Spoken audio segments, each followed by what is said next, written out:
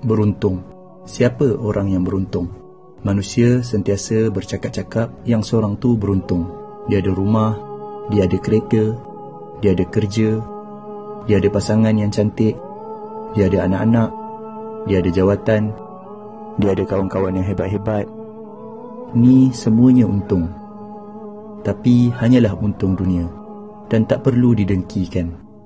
Yang beruntung yang tahu bahawa baca 2 ayat terakhir surah Al-Baqarah dalam satu malam akan mencukupkannya, lalu dia pun amalkan. Yang beruntung yang tahu bahawa siapa baca ayat Al-Kursi selepas setiap kali salat, tiada halangan untuk masuk syurga kecuali mati, lalu dia pun amalkan. Yang beruntung yang tahu bahawa siapa yang baca ayat Al-Kursi masa nak tidur, dia akan ada penjaga daripada Allah sehinggalah dia bangun pagi tanpa didekati oleh syaitan. Yang beruntung yang tahu bahawa baca surat Al-Ikhlas 3 kali menyamai pahala khatam Al-Quran Al-Karim, lalu dia pun amalkan. Yang beruntung yang tahu bahawa siapa minta ampun untuk seluruh orang beriman, lelaki dan perempuan, Allah akan menuliskan 1 pahala bagi setiap seorang tadi, lalu dia pun amalkan. Yang beruntung yang tahu, yang sebut Maha Suci Allah, segala puji bagi Allah, tiada Tuhan selain Allah, dan Allah Maha Besar, lebih baik daripada seluruh yang terkena matahari, lalu dia pun amalkan. Yang beruntung yang sebut tiada Tuhan selain Allah, satu-satunya, tiada sekutu baginya. Baginya lah kerajaan dan kepujian. Dialah yang menghidupkan, dialah yang mematikan, dan dialah Maha berkuasa atas segala sesuatu.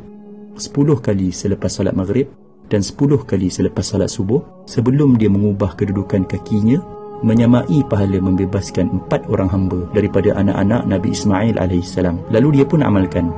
Yang beruntung yang tahu, yang siapa yang sebut ketika mendengar azan, Ya Allah, Tuhan yang menguasai seruan azan yang sempurna ini dan salat yang didirikan, kurniakanlah kepada Muhammad kedudukan yang tinggi dan terpuji, dan bangkitkanlah dia di kedudukan yang terpuji yang telah engkau janjikan. Dia akan mendapat syafaat Nabi Muhammad sallallahu alaihi wasallam pada hari kiamat. Lalu dia pun amalkan.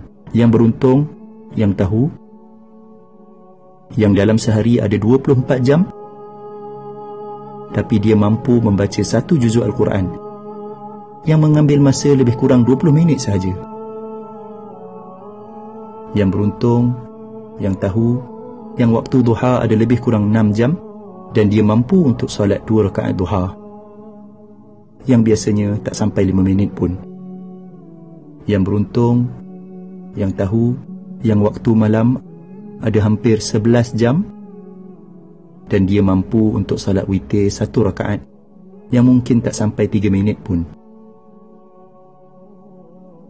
Yang beruntung yang tahu, yang siapa yang sebut Maha Suci Allah dengan kepujiannya 100 kali, dosanya akan diampunkan walaupun banyak seumpama buih di lautan, lalu dia pun amalkan. Inilah dia orang yang beruntung.